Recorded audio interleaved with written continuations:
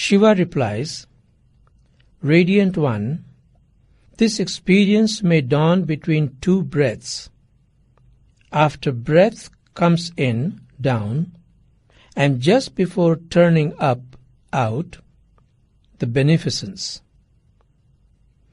As breath turns from down to up, and again as breath curves from up to down, through both these turns, realize.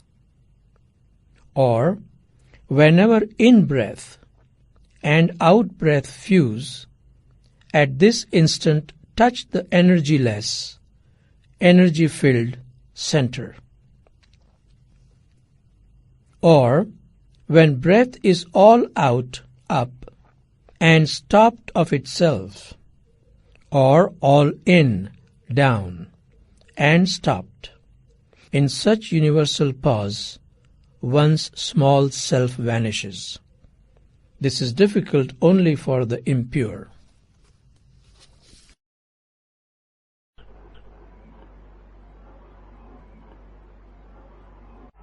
Truth is always here.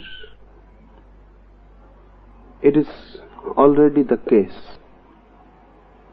It is not something to be achieved in future. You are the truth, just here and now. So it is not something which is to be created, or something which is to be desired, or something which is to be sought. Understand this very clearly, then these techniques will be easy to understand and also to do. Mind is a mechanism of desiring. Mind is always in desire, seeking something, asking something. Always the object is in the future. Mind is not concerned with the present at all. This very moment, mind cannot move. There is no space. So mind needs future to move. It can move either in the past or in the future. It cannot move in the present. There is no space. And the truth is in the present. And mind always in the future or in the past. So there is no meeting between mind and truth. When mind is seeking worldly objects, it is not so difficult. The problem is not absurd. It can be solved. But when the mind starts seeking the truth, then the very effort becomes nonsense. Because the truth is here and now, and mind is always then and there. There is no meeting. So understand the first thing, you cannot seek truth. You can find it, but you cannot seek it. The very seeking is the hindrance. The moment you start seeking, you have moved away from the present, away from yourself, because you are always in the present. The seeker is always in the present, and the seeking in the future. You are never going to meet whatsoever you are seeking. Lao Tzu says, seek not, otherwise you will miss. Seek not and find. Don't seek and find.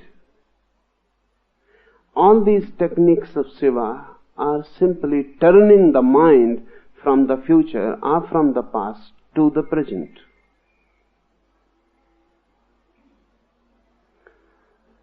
That which you are seeking is already there. It is the case already. So mind has to be turned from seeking to non-seeking. It is difficult. If you think it intellectually, it is very difficult. How to turn the mind from seeking to non-seeking? Because then the mind makes non-seeking itself the object. Then the mind said, don't seek. Then the mind says, I should not seek. Then the mind says, now non-seeking is my object. Now I desire the state of desirelessness. The seeking has entered again. The desire has come again. Through the back door. That's why there are people who are seeking worldly objects, and there are people who think they are seeking non-worldly objects. All objects are worldly. Because seeking is the world. So you cannot seek anything non-worldly. The moment you seek, it becomes the world. If you are seeking God, your God is part of the world. If you are seeking moksha, nirvana, liberation, your liberation is part of the world. Your liberation is not something transcending the world, because seeking is the world, desiring is the world. So you cannot desire nirvana. You cannot desire non-desire.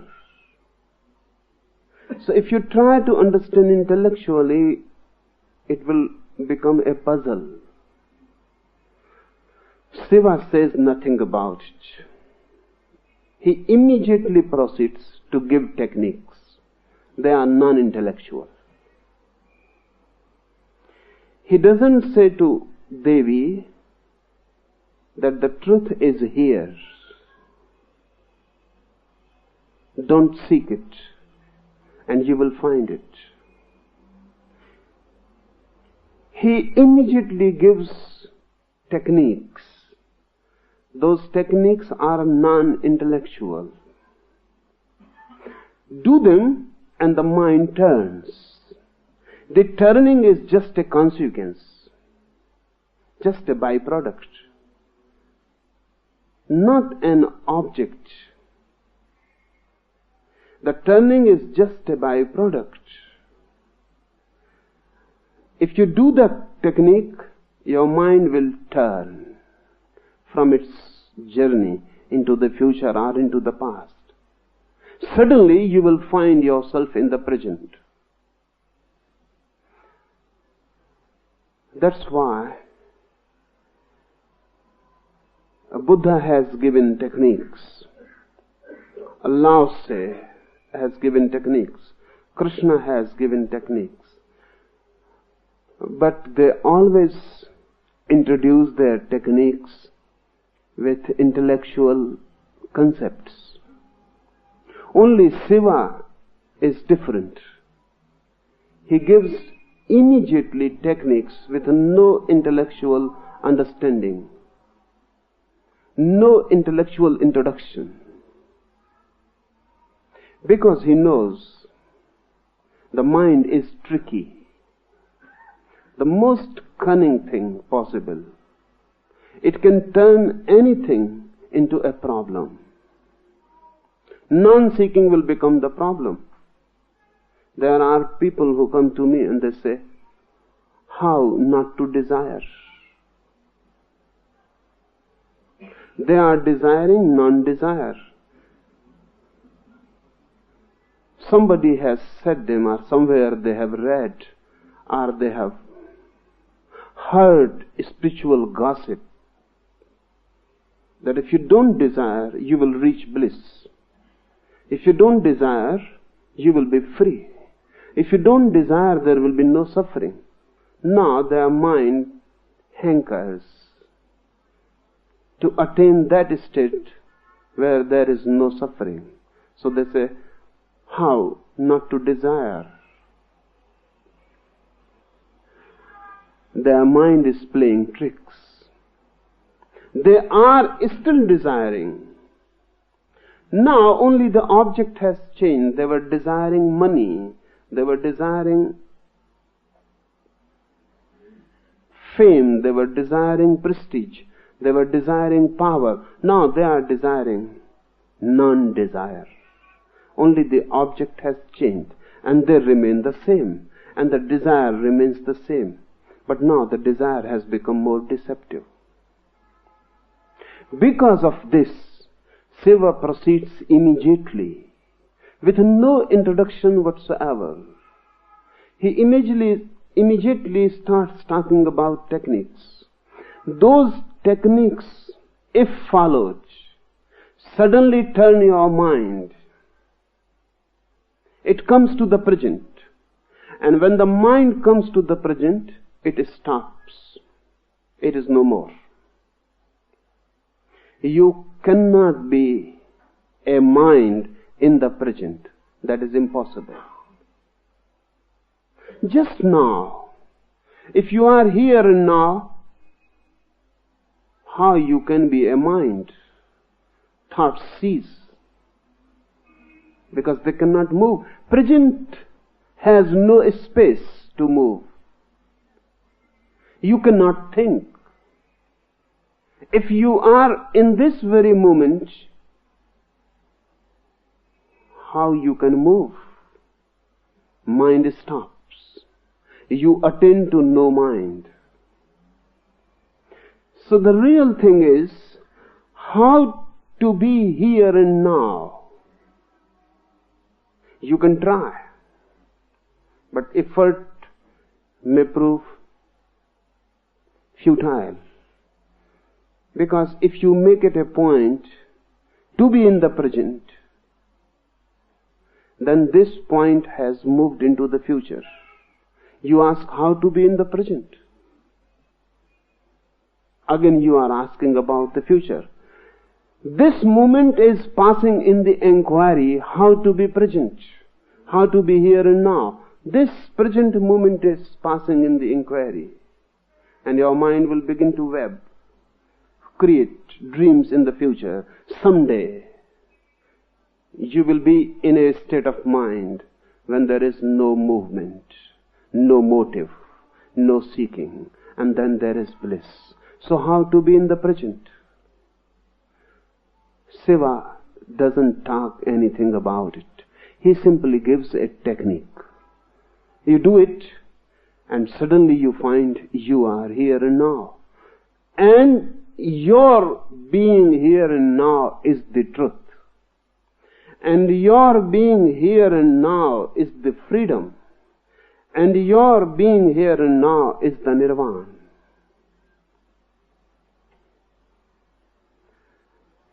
The first 9 techniques, they are concerning breathing. So let us understand something about breathing, and then we proceed to the techniques.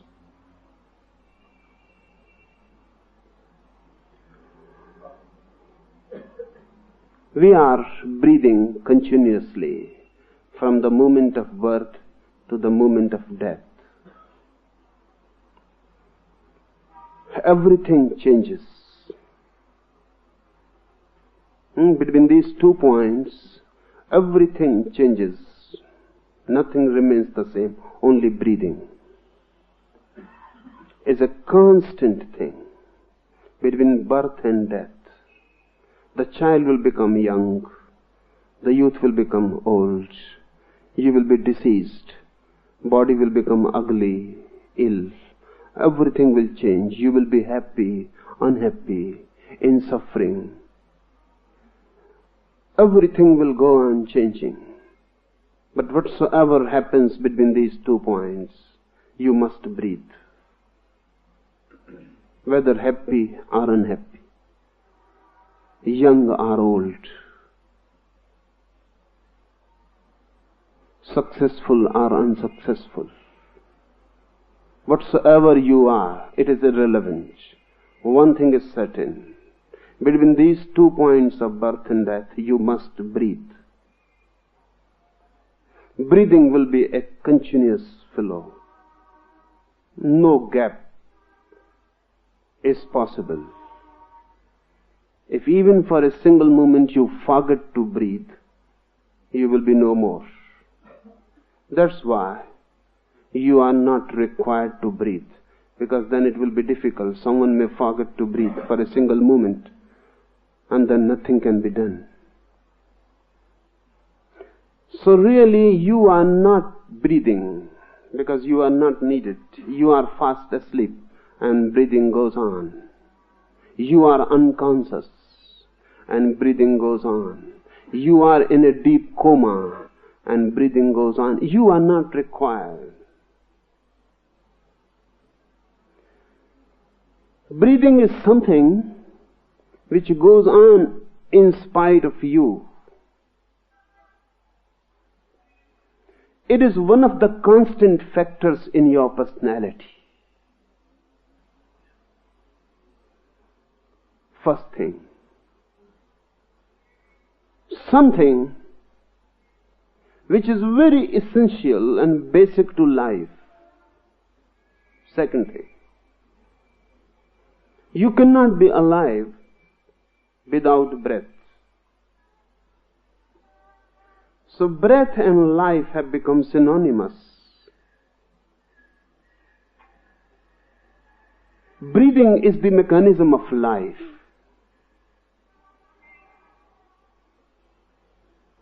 Life is deeply related with breathing.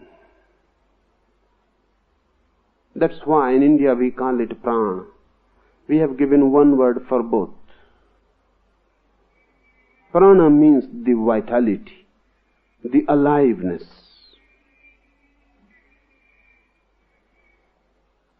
So your life is your breath.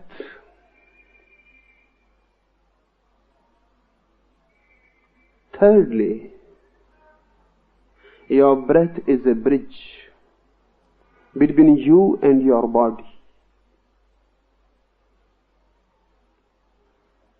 Constantly, breath is bridging you to your body, connecting you, relating you to the body. Not only with the body your breath is a bridge, it is also a bridge between you and the universe. Body is just universe which has come to you, nearer to you. Your body is part of the universe. Everything in the body is part of the universe. Every particle, every cell. It is the nearest approach to the universe. Your body is the nearest approach to the universe. Breath is the bridge. If the bridge is broken, you are no more in the body. If the bridge is broken, you are no more in the universe. You move into some unknown dimension. You cannot be found then in space and time. So thirdly, breath is also the bridge between you and space and time.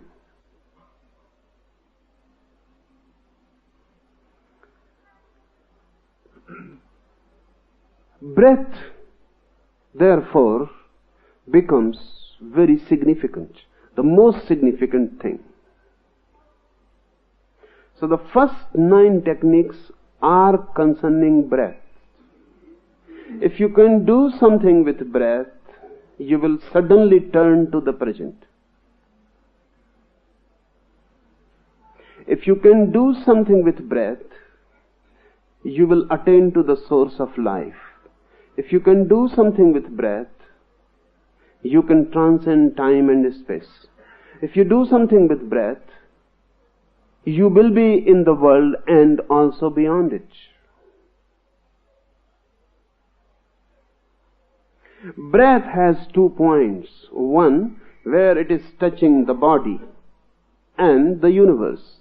Another, where it is touching you and that which transcends universe. We know only one part of the breath. When it moves into the universe, into the body, we know it. But it is moving always from the body to the nobody, from the nobody to the body. We don't know the other point. If you become aware of the other point, the other part of the bridge, the other pole of the bridge, suddenly you will be transformed. Transformed, transplanted into a different dimension. But remember, what Shiva is going to say is not yoga, it is Tantra. Yoga also works on breath. But the work of yoga and Tantra is basically different. Yoga tries to systematize breathing. If you systematize your breathing, your health will improve.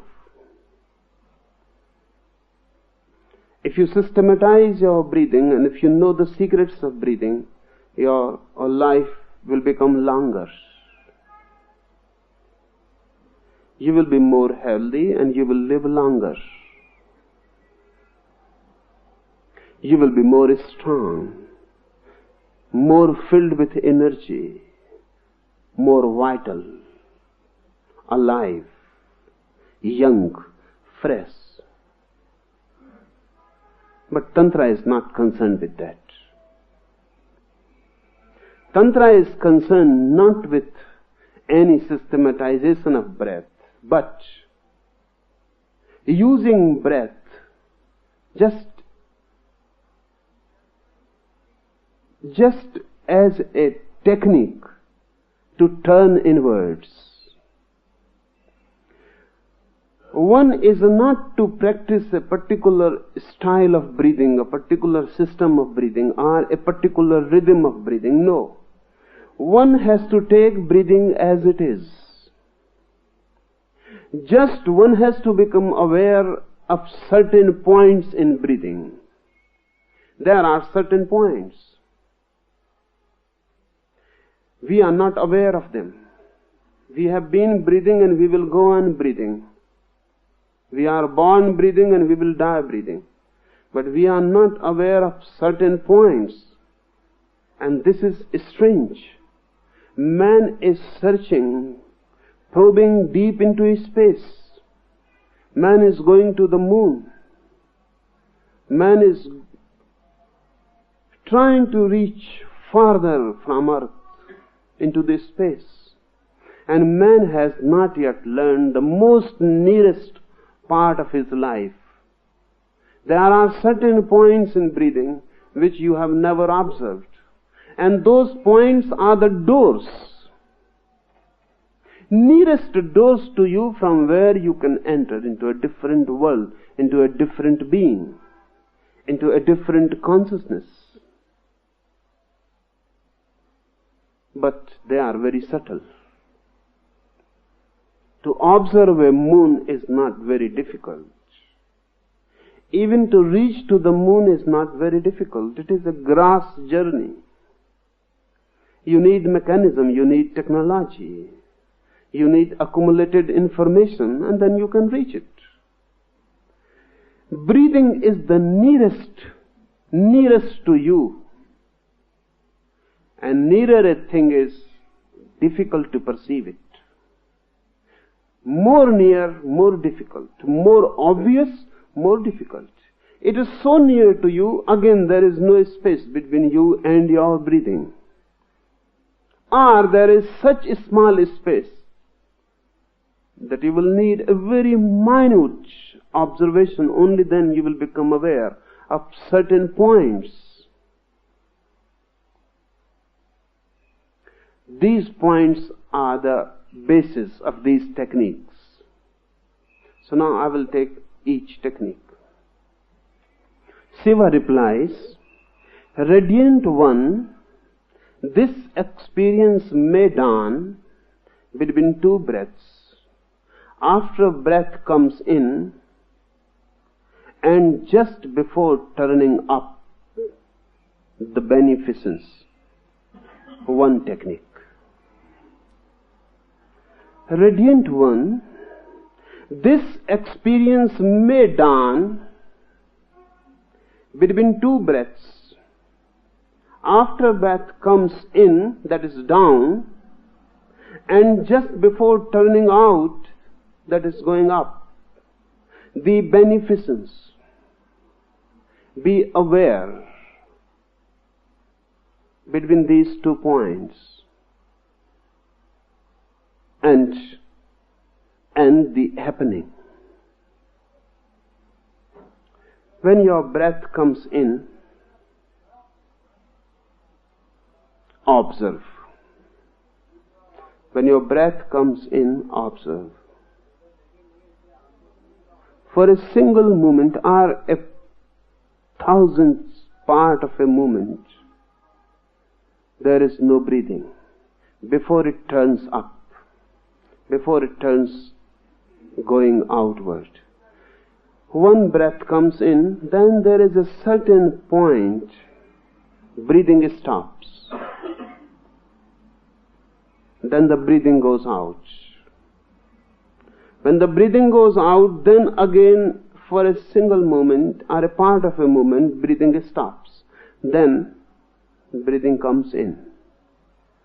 Before turning in or before turning out, there is a moment when you are not breathing. That moment, the happening is possible. Because when you are not breathing, you are not in the world. Understand this. When you are not breathing, you are dead.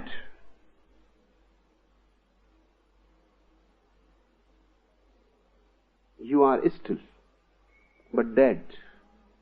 But the moment is of such a short duration, you never observe it. For Tantra, each breath is a death, and each new breath is a rebirth. Breath coming in is rebirth.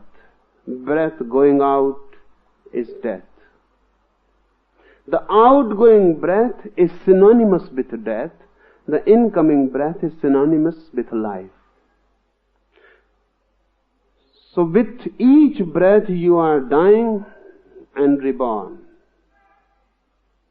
And the gap between the two, it is of very short duration, but keen, sincere observation and attention will make you feel the gap. If you can feel the gap, Shiva says, the beneficence, then nothing else is needed. You are blessed. You have known the thing has happened. You are not to train the breath, just as it is. Why? Such a simple technique, it looks so simple.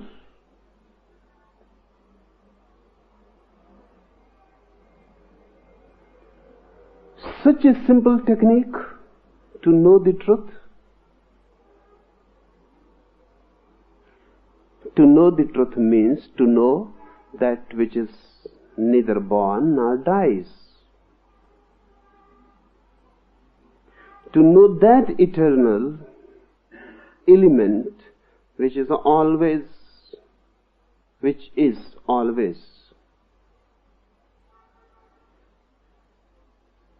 But you can know the breath going out, you can know the breath coming in.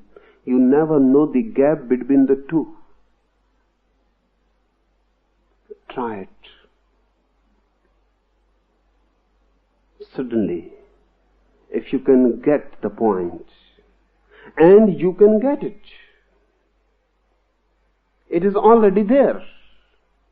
Nothing is to be added to you or to your structure. It is already there. Everything is already there. Only a certain awareness. So how to do this? First become aware of breath coming in. Watch it. Forget everything. Just watch breath coming in. The very passage when the breath touches your nostrils, feel it there. Then let the breath move in. Move with the breath, fully conscious. You are going down, down, down with the breath. Don't miss the breath. Don't go ahead. Don't follow. Just go with it. Remember this. Don't go ahead. Don't follow it like a shadow. Be simultaneous with it. Breath and consciousness should become one. Breath goes in, you go in. Only then it will be possible to get the point which is between two breaths. It will not be easy. Move with the breath, then move with the breath out, in, out, in, out. Buddha tried and used this method particularly. So this method has become a Buddhist method. In Buddhist terminology, it is known as Anapanasati Yoga. And Buddha's enlightenment was based on this technique, only this. All the religions of the world, all the seers of the world have reached through some technique or other, and all those techniques will be in these 112 techniques. This first one is Buddhist technique. It has become known in the world as Buddhist technique because Buddha attained his enlightenment through this technique. Buddha says, be aware of your breath, coming in, going out, coming in, going out. He never mentions the gap because there is no need. Buddha thinks and he feels, if you become concerned with the gap between two breaths, that concern may disturb your awareness. So he simply says, be aware when the breath is going in, move with it. And when the breath is going out, move with it. Do simple this, going in, going out with the breath. He never says anything about the latter part of the technique.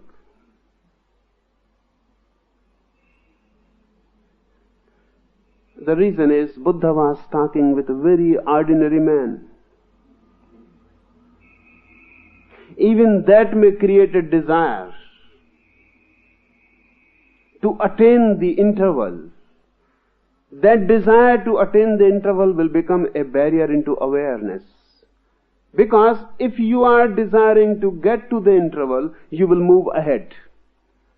Breath will be coming in and you will move ahead because you are interested in the gap which is going to be in the future.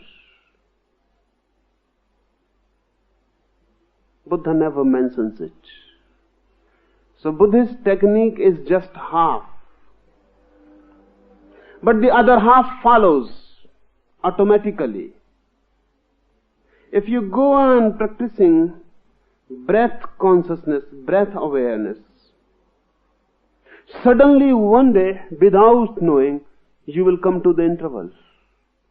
Because as the awareness will become keen and deep and intensive, as your awareness will become bracketed, the whole world is bracketed out. Only your breath coming in or going out is your world. The whole arena for your consciousness. Suddenly you are bound to feel the gap when there is no breath. When you are moving with breath minutely, how can you remain unaware when there is no breath? You will become suddenly aware that there is no breath. And the moment will come when you will feel now neither the breath is going out nor the breath is coming in. Breath has stopped completely. In that stoppage, the beneficence.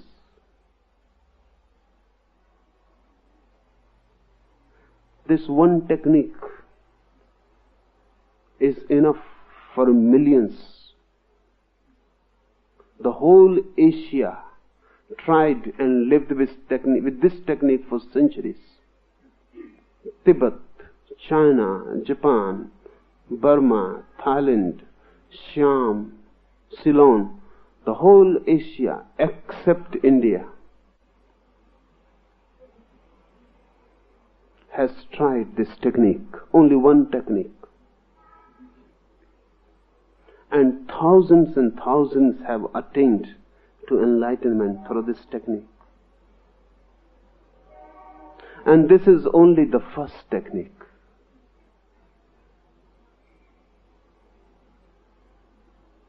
But unfortunately, because the technique became associated with Buddha's name, Hindus have been trying to avoid it.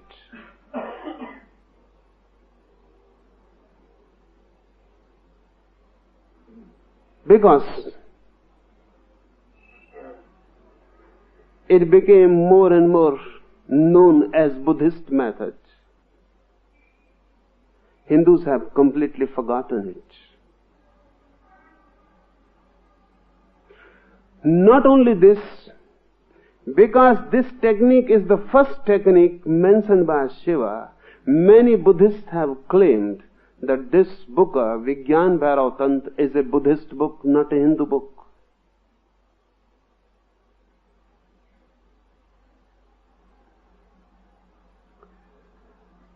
It is neither Hindu nor Buddhist. And technique is just technique. Buddha used it, but it was there already to be used. Buddha became a Buddha because of the technique. Technique preceded Buddha. Technique was already there.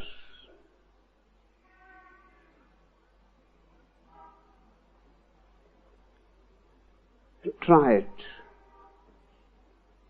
It is one of the most simplest techniques. Simplest compared to other techniques. I am not saying simple for you. Other techniques will be more and more difficult. That's why it is mentioned as the first technique.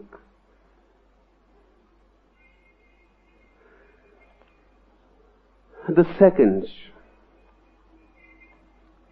All these 9 techniques are concerned with breath. As breath turns from down to up, and again as breath curves from up to down, through both these turns realize are the same, but with a slight difference. The emphasis is not now on the gap, but on the turning. Outgoing, ingoing breath, they make a circle. Remember, these are not 2 parallel lines. We always think of them as 2 parallel lines. Breath going in and breath going out. We think these are 2 parallel lines. They are not. Breath going in is half the circle. Breath going out is other half of the circle. So understand first, breath in and out creates a circle. They are not parallel lines. Because parallel lines never meet anywhere. Secondly, the breath coming in and the breath going out are not 2 breaths. One breath. The same breath which comes in goes out. So it must have a turn inside. It must turn somewhere There must be a point where the incoming breath becomes outgoing.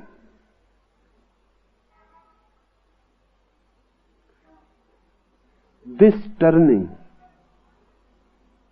Why? Why such emphasis on turning? Because Shiva says, as breath turns from down to up, and again as breath curves from up to down, through both these turns realize.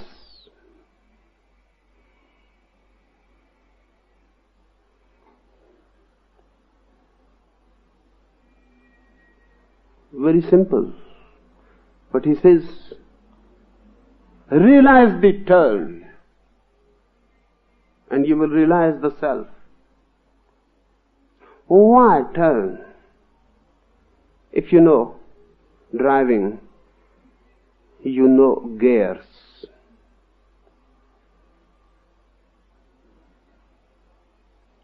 Each time you change a gear, you have to pass through the neutral gear, which is not a gear at all. From first gear you move to second, or from second to third. Always you have to move through the neutral gear. That neutral gear is the turning point. In that turning point, the first gear becomes the second becomes the third. When your breath goes in and turns out, it is in a neutral gear. Otherwise it cannot turn out. It passes the neutral territory. In that neutral territory you are neither a body nor a soul, neither physical nor mental. Because physical is a gear of your being, mental is another gear of your being. You go on moving from gear to gear. But you must have a neutral gear where neither you are a body nor a mind. In that neutral gear you simply are. Existence, pure, simple. Unembodied. With no mind. That's why the emphasis on turn. Man is a machine, and a big, very complicated machine. You have many gears in your body, many gears in the mind. You are not aware of your great mechanism, but you are a great machine. And it is good that you are not aware, otherwise you will go mad. It is such a great machine. Scientists say that if we have to create a factory just parallel to human body, it will require 4 square miles of land. And the noise will be such that 100 square mile land will be disturbed by it. It is a great mechanical device, the greatest. You have millions and millions of cells. Each cell is an alive soul. You are a big city. 7 crore. That is 70 million cells. That is 70 million citizens in you.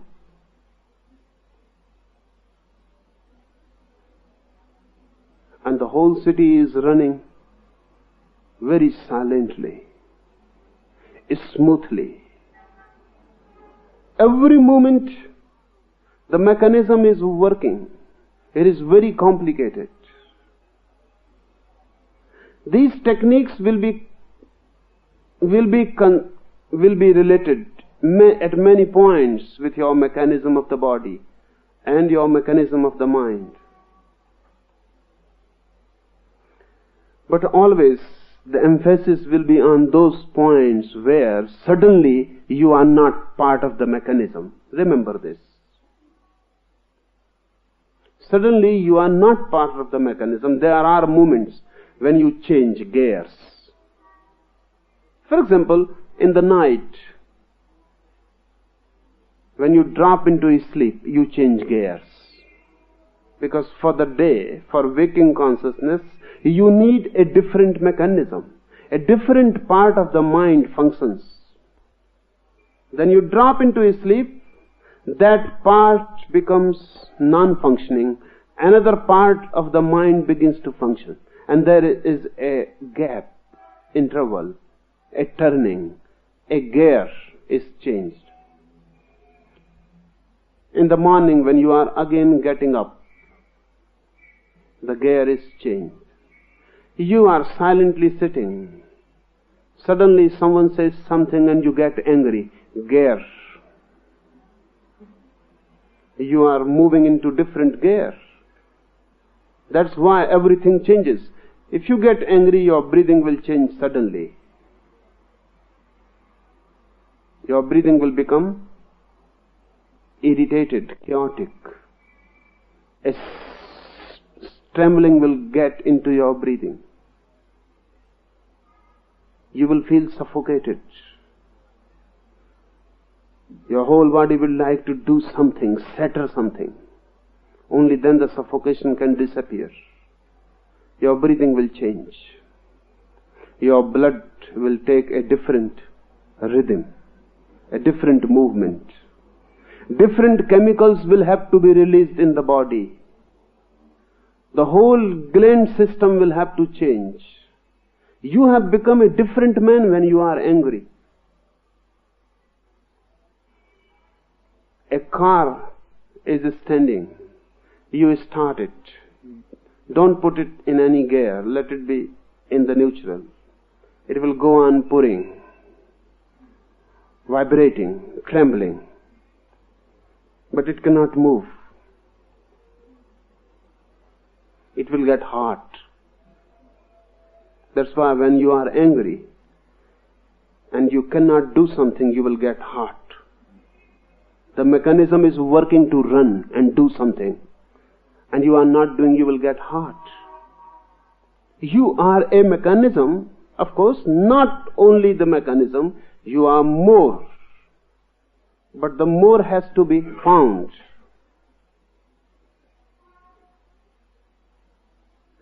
When you get in a gear,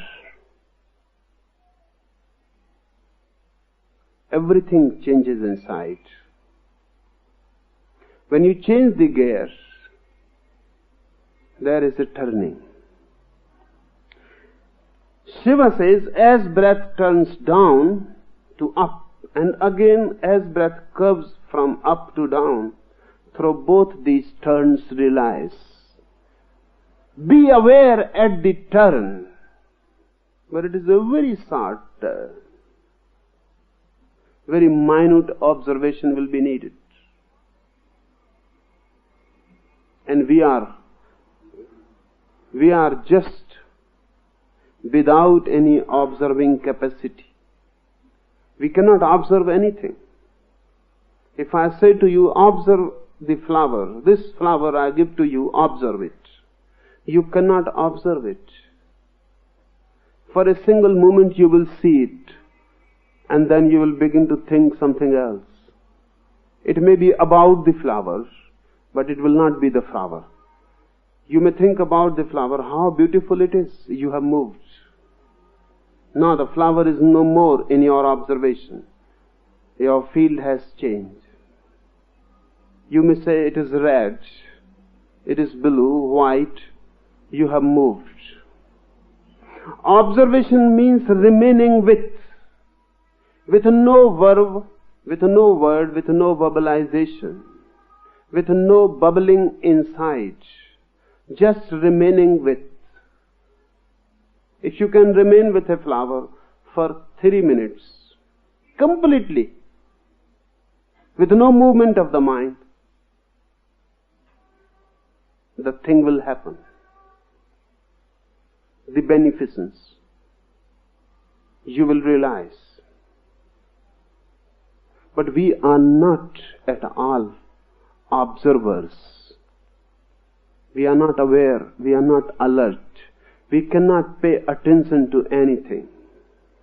We just go on jumping. This is part of our heritage, monkey heritage. Our mind is just the growth of the monkey mind. So the monkey moves on, goes on jumping from here and there. The monkey cannot sit. That's why Buddha insisted so much on just sitting without any movement. Because then the monkey mind is not allowed to go on its way. In Japan, they have a particular type of meditation they call zazen. The word zazen in Japanese only means just sitting, doing nothing. But no movement is to be allowed. One is just sitting like a statue, dead, not moving at all.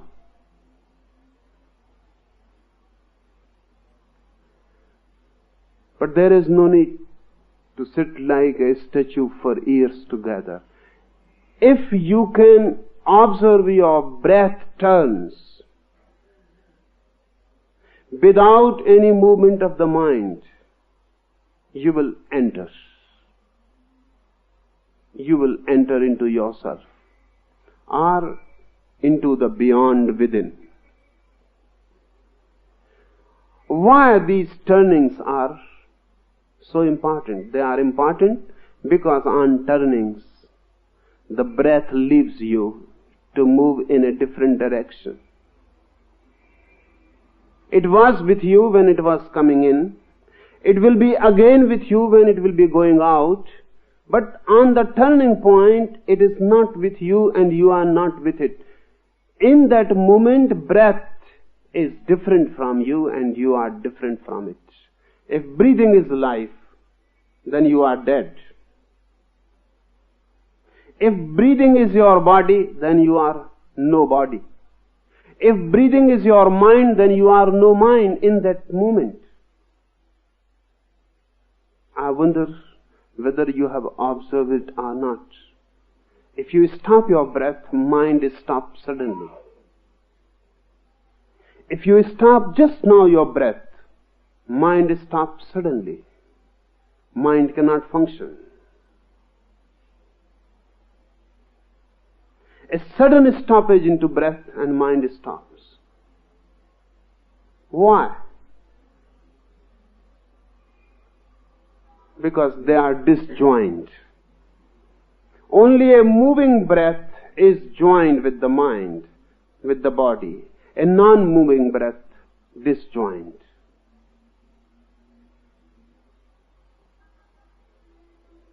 Then you are in the neutral gear.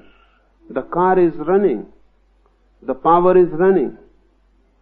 The car is making noise, is ready to go forward. But it is not in the gear. So the body of the car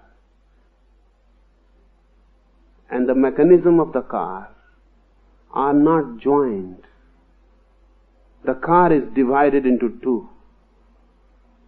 It is ready to move, but the moving mechanism is not joined with it. The same happens when breath takes a turn. You are not joined with it. In that moment you can become easily aware of who you are. What is this being? What is this to be? Who is inside this house of the body? Who is the master? Or am I just the house? Or is there some master also? Or am I just the mechanism? Or something else also penetrates this mechanism?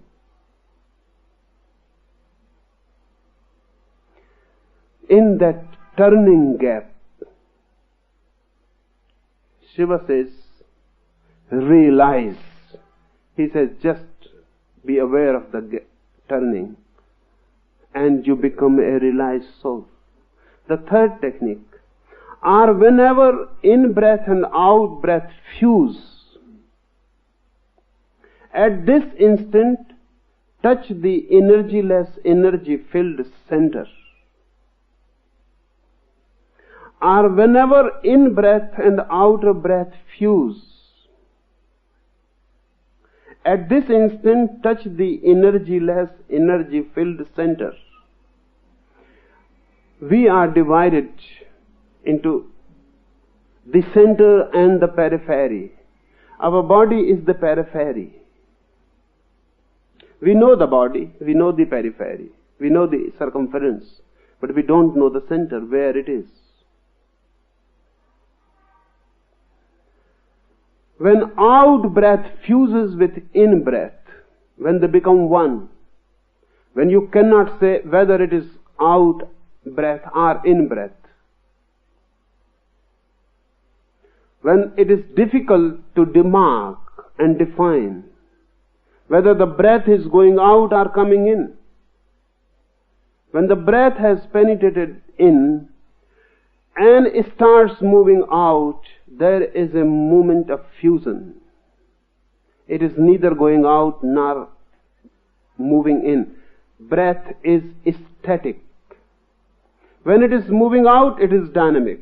When it is coming in, it is dynamic. When it is neither, it is silent, non-moving. You are near to the center. The fusion point of in and outgoing breath is your center. Look at it in this way. When the breath goes in, where it goes? It goes to your center. It touches your center. When it goes out, from where it goes out, it moves from your center. Your center has to be touched. That's why Taoist mystics, Zen mystics, they say that head is not your center, navel is your center. Breath goes to the navel, then moves out. It goes to the center. As I said, it is a bridge between you and your body. You know the body, but you don't know where is your center. But the breath is constantly going to the center and moving out. But we are not taking enough breath. So ordinarily it is not going to the center really. Now at least, it is not going to the center. That's why everyone feels decentralized. Everyone feels off-center. In the whole modern world, those who can think at all, they feel they are missing their center. Look at a child sleeping. Observe his breath. The breath goes in, the belly comes up. The chest remains unaffected. That's why children have no chests, only bellies. Very dynamic bellies. The breath goes in and the belly comes up, and the breath goes out and the belly goes down. The belly moves. Children are in their centers, at their centers.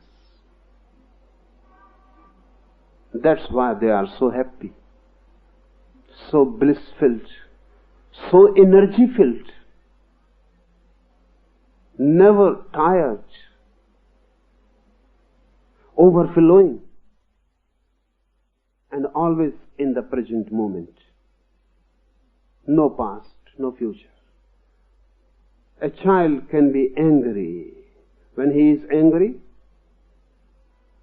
he is totally angry. He becomes the anger. then his anger is also a beautiful thing. When one is totally angry, anger has a beauty of its own, because totality has always beauty. You cannot be angry and beautiful. You will become ugly. Because partiality is always ugly. And not only with anger. When you love, you are ugly. Because you are again partial, fragmentary. You are not total. Look at your face when you are loving to someone, making love. Make love before a mirror and look at your face. It will be ugly, animal-like. In love also your face becomes ugly. Why? Love is also a conflict. You are withholding something in. You are giving very miserly. Even in your love, you are not total, given completely, wholly. A child, even in anger and violence, is total. His face becomes radiant and beautiful. He is here and now. His anger is not something concerned with the past or something concerned with the future. He is not calculating. He is just angry.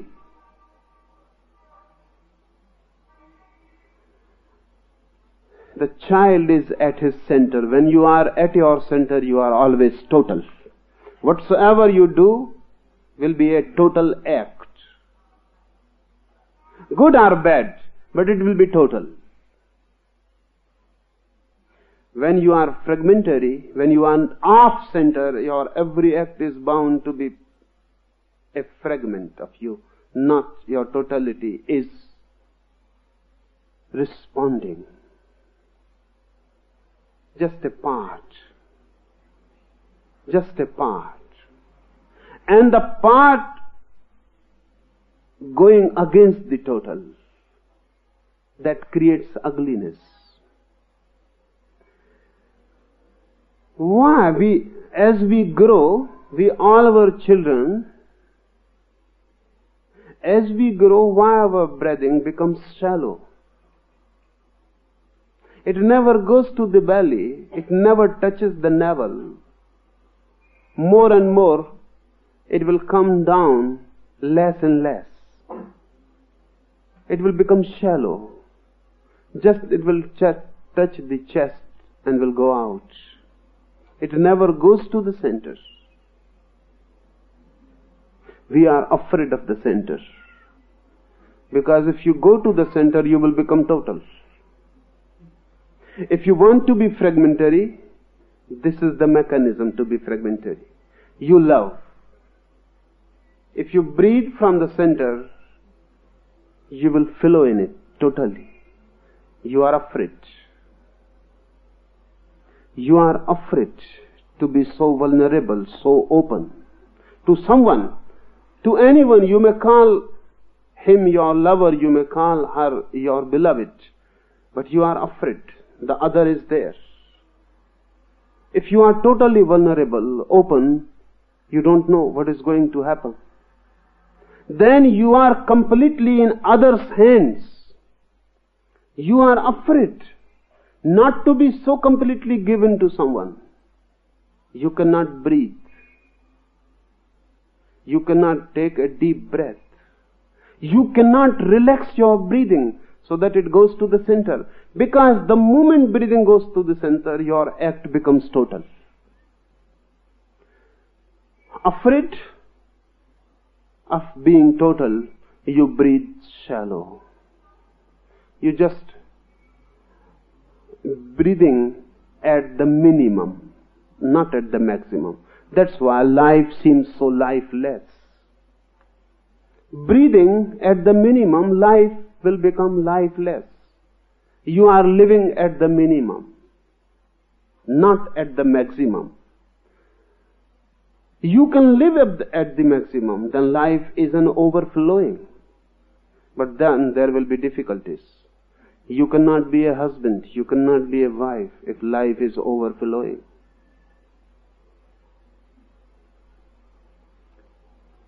Everything will become difficult. If life is overflowing, love will be overflowing. Then you cannot stick to one.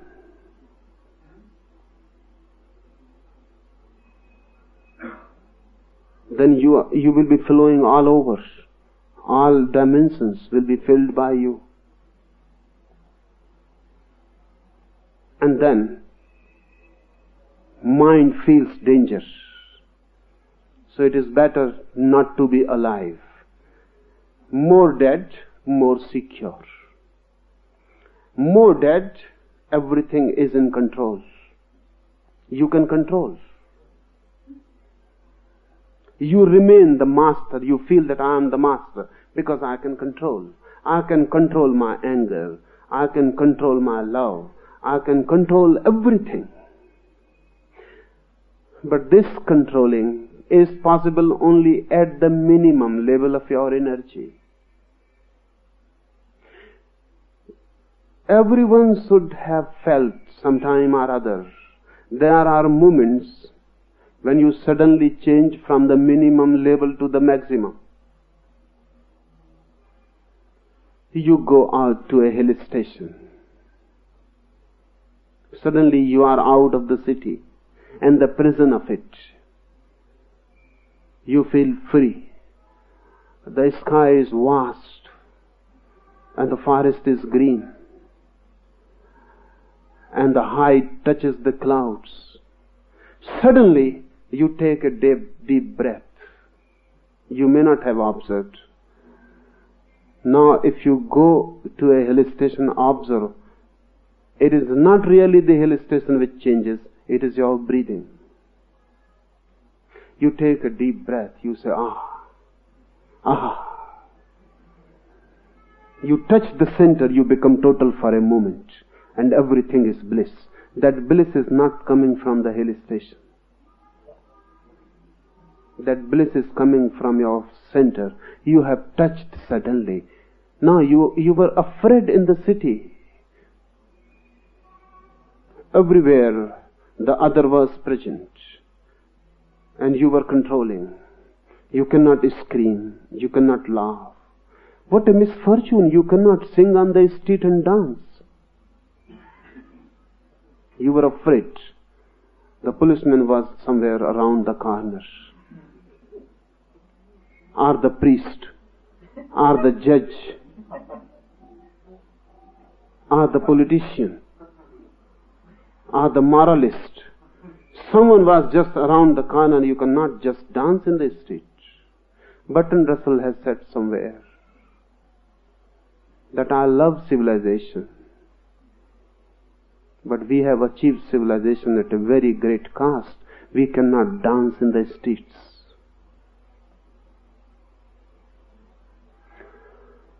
You go to a hill station, suddenly you can dance. You are alone with the sky. And the sky is not an imprisonment. It is just opening, opening and opening. Vast, infinite. Suddenly you take a breath, deep. It touches the center and the bliss. But it is not going to be so for a long time. Within an hour or two, hill station will disappear. You may be there, but the hill station will disappear. Your worries will come back. You will begin to think, to make a call to the city, to write a letter to your wife.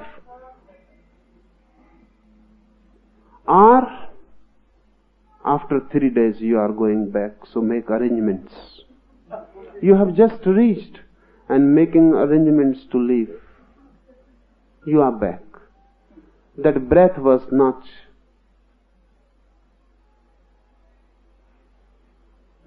from you really. It suddenly happened because of the change of situation. Gear changed. You were in a new situation. You couldn't breathe in the old way. So for a moment, a new breath came in. It touched the center, and you felt the bliss. Shiva says, you are every moment touching the center. Or if you are not touching, you can touch. Take deep, slow breath. Touch the center. Don't breathe from the chest. That's a trick. Civilization, education, morality, they have created shallow breathing. It would be good to go deep into it, because otherwise you cannot take deep breaths. Unless humanity becomes non-sex suppressive, man cannot breathe really. Because if the breath goes deep down to the belly, it gives energy to the sex center.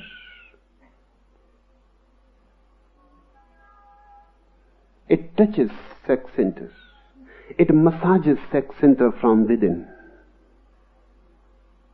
Sex center becomes more active, more alive. Civilization is afraid of sex. We don't allow our children to touch their sex centers, their sex organs. We say, stop, don't touch. Look at a child when he first touches his sex center, and then you say, stop, and then observe his breathing. When you say, stop, don't touch your sex center, breath will become shallow immediately. Because it is not only hand which is touching the sex center. Deep down, the breath is touching the sex center. And if the breath goes on touching it, it is difficult to stop the hand. If the hand stops, then basically it is needed, required, that the breath should not touch, should not go so deep. It must remain shallow. We are afraid of sex. Lower part of the body is not only lower physically, it has become lower as a value. It is condemned as lower. So don't go deep. Just remain shallow. It is unfortunate that we can only breathe downward. If some preachers are allowed, they will change the whole mechanism. You can only breathe upward in the head. Then there will be absolutely, you will not feel sex then. If we are to create a humanity sexless, then we will have to change the breathing system. The breath must go into the head, to the sahasrara, come back to the mouth. This should be the passage from mouth to sahasrara. It must not go deep down, because down is danger. The deeper you go, the nearer you reach to the deeper layers of biology. You reach to the center, and that center is just near the sex center. Just near. It has to be, because sex is life. Look at it in this way. Breath is life from above downwards. Sex is life just from the other corner, from down upwards. Sex energy is flowing, and breath energy is flowing. The breath passage is in the upper body, and the sex passage is in the down lower body. When they meet, they create life. When they meet, they create biology, bioenergy. So if you are afraid of sex, create a distance between the two. Don't allow them meeting. So really, a civilized man is castrated man.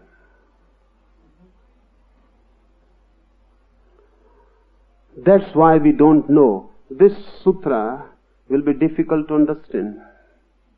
Because Shiva says, whenever in-breath and out-breath fuse, At this instant, touch the energyless, energy-filled center. He uses a very contradictory term, energyless, energy-filled. It is energyless because your bodies, your minds cannot give any energy to it. Your body energy is not there. Your mind energy is not there. So it is energyless as far as you know your identity. But it is energy filled because it has the cosmic source of energy, not your body energy. Your body energy is just fuel energy. It is nothing but petrol. You eat something, you drink something, it creates energy. It is just giving fuel to the body. Stop eating and drinking, your body will fall dead. Not just now. It will take 3 months at least, because you have reservoirs of petrol. You have accumulated much energy. It can run at least for 3 months without going to any petrol station. It can run. It has a reservoir. Emergency, any emergency, you may need it. This is fuel energy. The center is not getting any fuel energy. That's why Shiva says it is energyless. It is not dependent on your eating, drinking. It is connected with the cosmic source. It is cosmic energy. That's why he says energyless, energy-filled center. The moment you can feel the center from where breath goes out or comes in, the very point where breath fuses, breaths fuse, that center, if you become aware, the enlightenment.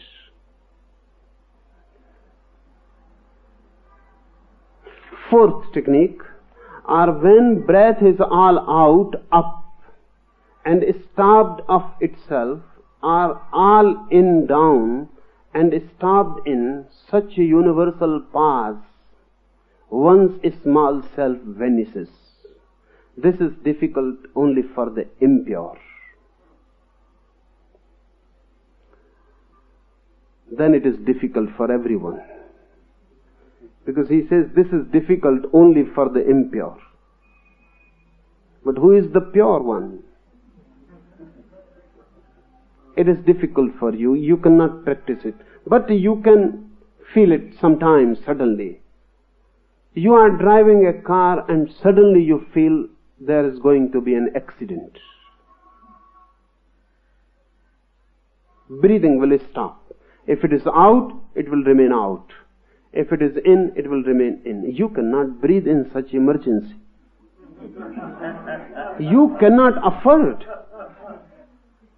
Everything will stop. The pause.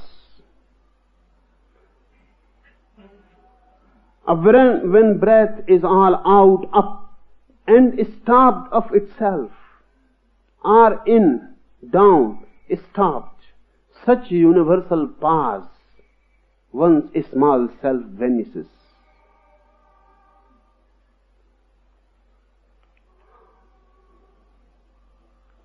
Your small self is only a daily utility.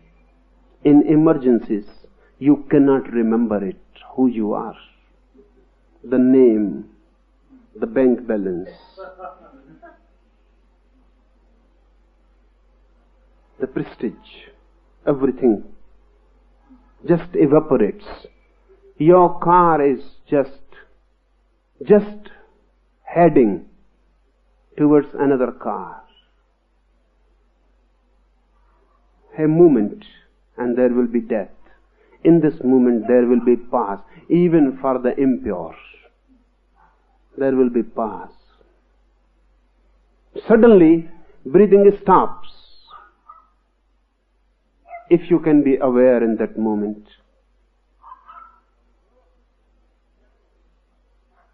You reach the goal. Zen monks have tried this method very much in Japan. That's why their methods seem very weird, absurd, strange. They have done many things inconceivable. A teacher will throw someone out of the house. Suddenly the teacher will begin slapping the disciple. Without any reason or rhyme, without any cause. You were sitting with your teacher and everything was okay. You were just chit-chatting and he will begin to beat you. To create the pause. Because if there is any cause, the pause cannot be created. You had abused the teacher and he starts you beating. There is a causality. Your mind understands. I abused him and he is beating. Really, your mind was expecting it already. So there is no gap. But remember, a Zen teacher will not beat you if you abuse him. He will laugh. Because then laughter can create the pause. You were abusing him and you were saying nonsense things to him and you expected anger and he starts laughing or dancing. That is sudden. That will create the pause. You cannot understand it. If you cannot understand, the mind stops. And when the mind stops, breathing stops. Either way, if breathing stops, mind stops, breathing stops. You were appreciating the teacher.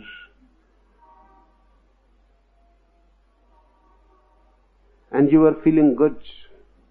And you were thinking, now the teacher must be pleased. And suddenly he takes his staff and begins to beat you. And mercilessly, because Zen masters are merciless.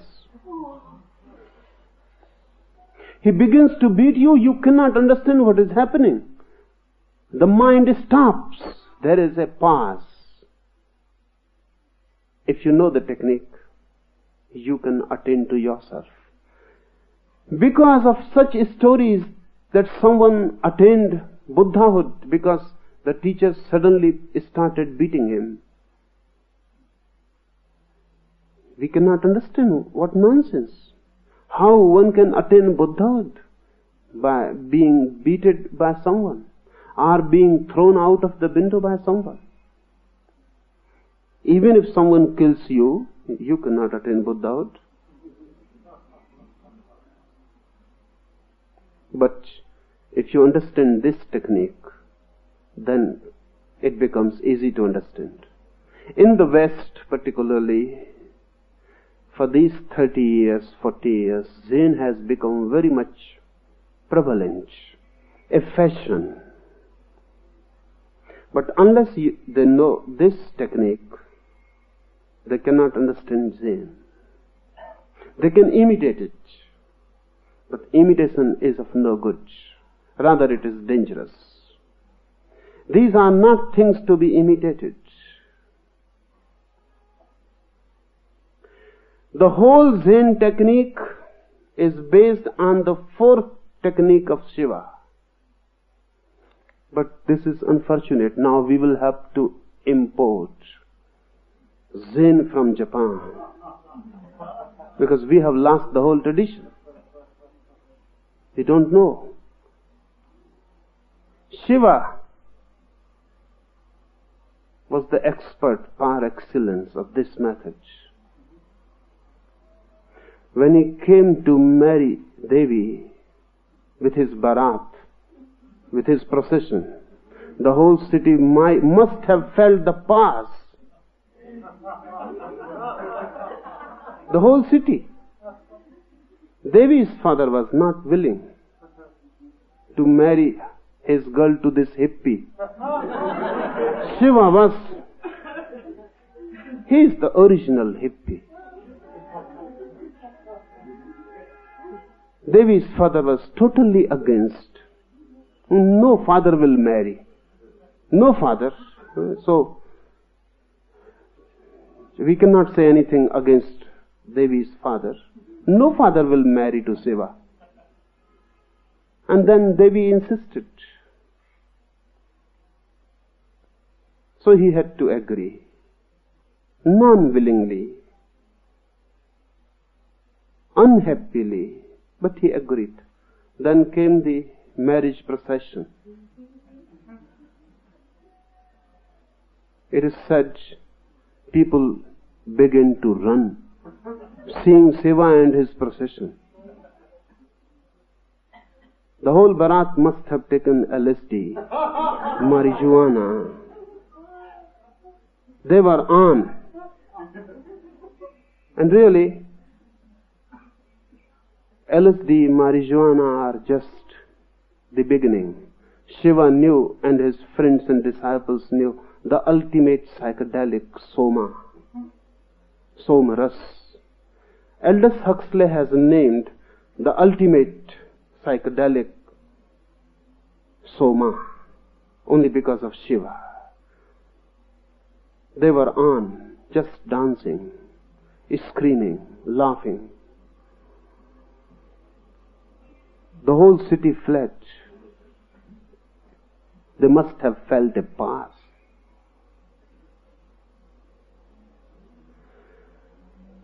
Any sudden, unexpected, unbelievable thing can create the pause for the impure.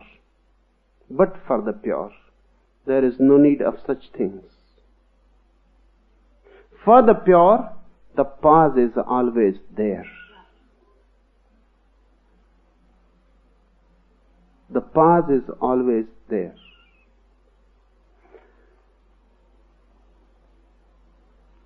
Many times, for pure minds, breathing stops. Many times. If your mind is pure, pure means you are not desiring, hankering, seeking anything. Silently pure, innocently pure. You are sitting, suddenly your breath will stop. Remember this, mind moving needs breath movement. Mind moving fast needs fast movement in breath. That's why when you are in anger, breath will move fast. In sexual act, breath will move very fast. That's why in Ayurveda it is said that your life will be shortened. If too much sex is allowed, your life will be shortened. Because Ayurveda measures your life in breaths. If you take too fast breathing, your life will be shortened. Modern medicine says that sex helps blood circulation. Sex helps relaxation. And those who suppress their sex, they may get into trouble, particularly heart trouble. And they are right. And Ayurveda is also right, but they seem contradictory. But Ayurveda was invented 5,000 years before. Every man was doing much labor. Life was labor. So there was no need to relax. There was no need to create artificial devices for blood circulation. But now, those who are not doing much physical labor, only sex is their labor. That's why modern medicine is also right. for modern man. He is not doing any physical exertion. Sex gives the exertion. Heart beats more, blood circulates fast, breathing becomes deep and goes to the center. So after the sexual act, you feel relaxed and you can fall into sleep easily. Freud says sex is the best tranquilizer. And it is, at least for the modern man. In sex, breathing will become fast. In anger, breathing will become fast. In sex, mind is filled with desire, lust, impurity. When the mind is pure, no desire in the mind, no seeking, no motivation, not going anywhere, just remaining here and now as an innocent pool, not even a ripple. Then breathing stops automatically. There is no need.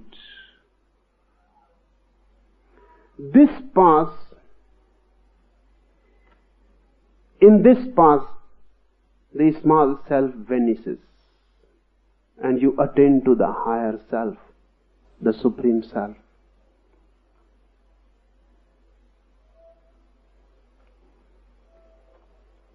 I think this will do for today.